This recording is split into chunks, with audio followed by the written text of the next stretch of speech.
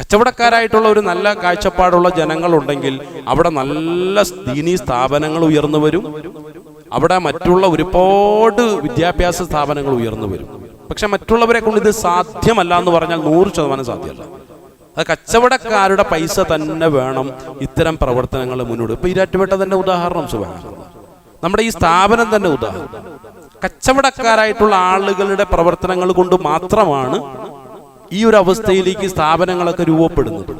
ഇപ്പം നമ്മുടെ സമീപ പ്രദേശത്തുള്ള ഫൗസിയ അറബി കോളേജ് ആയിക്കോട്ടെ, അതുപോലെ തന്നെ നമ്മുടെ പരിസര പ്രദേശത്തുള്ള ഓരോരോ സ്ഥാപനങ്ങളും, ഇപ്പം ഹാമീം ആയിക്കോട്ടെ, അല്ലെങ്കിൽ യാസീൻ ആയിക്കോട്ടെ, ഏത് സ്ഥാപനമായിരുന്നാലും, കരുണയായിക്കോട്ടെ, അല്ലെങ്കിൽ നമ്മുടെ തണലായിക്കോട്ടെ, എത്രമാത്രം വലിയ സേവനങ്ങളാണ് ഈ സ്ഥാപനങ്ങളൊക്കെ നമ്മുടെ നാടിന് നൽകിക്കൊണ്ടിരിക്കുന്നത് അറിയോ.